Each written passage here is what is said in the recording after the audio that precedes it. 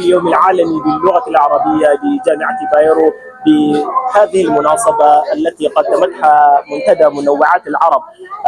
معنا البروفيسور رئيس قسم اللغة العربية بجامعة بايرو. سلم على الإخوة والعالم جميعا. أريد أن أوجه 3 تحية للبروفيسور. تحية بارك الله فيكم. بروف الله يسعدك على الخير. همة تي بي همة تي بي.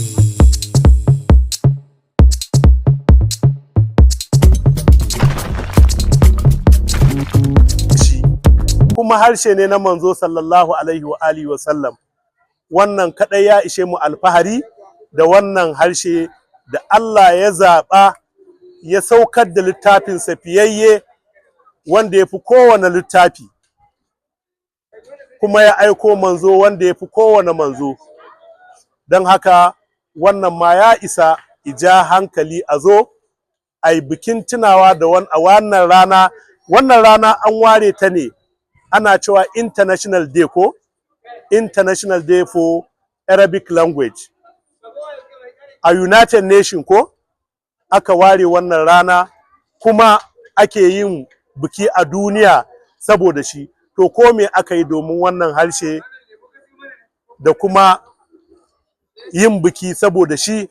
Wato me zan ce, ba a faɗi ba, ba a biya ba. Kuma muna kira da iyaye a koya wa yara, a kai yara makaranta ta Arabiya da za su iya karatun Alƙur'ani, su iya magana da Larabci. Wannan yana ƙara buɗe ƙwaƙwalwar yara, domin mu kasancewa mu malamai mun lura yaran da suka je makarantar allo kuma suka je Islamiyya suka yi Arabiya, to in za su karanta wani ilmummuka daban-daban suna zama su ne akan gaba, ba a tsere musu.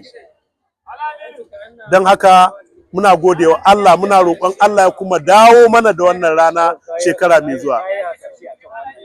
Na'am. Na'am.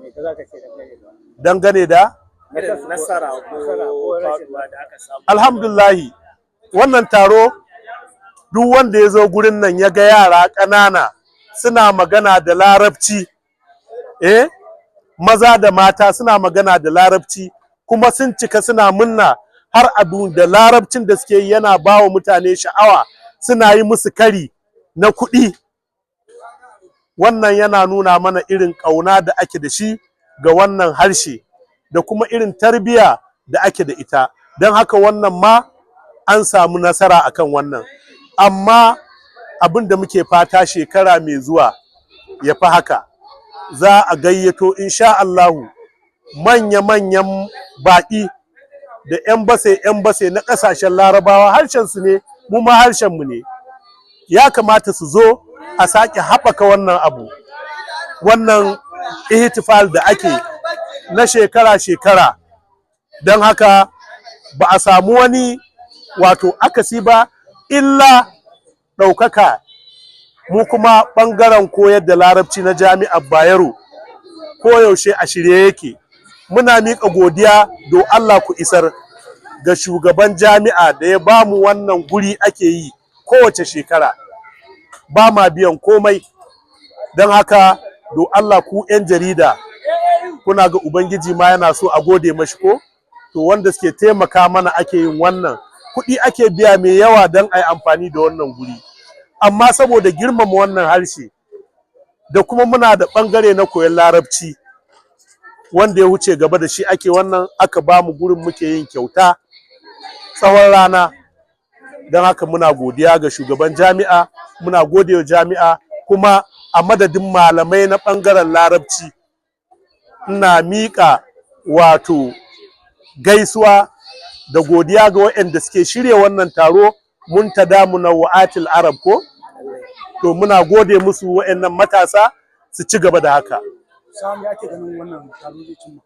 To wannan taro daɗa dai yin ƙaimi ne da kira cewa a rungumi wannan harshe. Wanda ya iya wannan harshe zai fahimci addinin musulunci, ya karanta Ƙur'ani, ya karanta littattafai na addini ba tare da an fassara masa ba. Kuma za a sami shiriya, domin harshe ne wanda yake na Alƙur'ani, tarbiyya yake koyarwa, yadda za a yi rayuwa mai kyau a nan kuma a tsira a lahira in Allah Ubangiji ya karɓe mu da imaninmu. Ɗaliban ilimi ko me kake yi, na ga manya wanda ba su yi larabci ba sun zama manya suna riƙe da mukamai, amma roƙonmu suke do Allah a buɗe musu ajujuwa su zo su koyi larabci. Wannan me yake gwada muku? Wallahi muna da su permanent secretaries, commissioners wanda suka riƙe ministers. Kasancewa ta shugaban ɓangaren larabci sai su zo su ce do Allah ba a buɗe mana ajujuwa ba mu ringa koya. Mun taɓa buɗewa a nan sai da muka cika ajujuwa guda 5 da manya-manyan mutane maza da mata. Yanzu ma ana nan za a dawo da wannan course. Duk wanda yake so 'yan kasuwa, ma'aikatan gwamnati, maza da mata za a zo a ringa koyar da larabci da yamma a weekends. Da kuma shirye-shirye wanda nake ga kamar ba lokaci da zan muku bayani tanadin da muke da shi a matsayi na digiri na farko da na biyu da diploma. An sauƙaƙe al'amura. To wannan taro kamar daɗin ƙaimi ne gare mu, yadda yara suka nuna sha'awa da matasa, mu kuma bai kamata mu yi baya ba. Ni an yi min ƙaimi a gurin taron nan, wallahi saboda sha'awa kuka na ringa yi, hawaye ina goge fuskata da hankici saboda abin yadda ya ƙawatar da ni. An fahimta ko?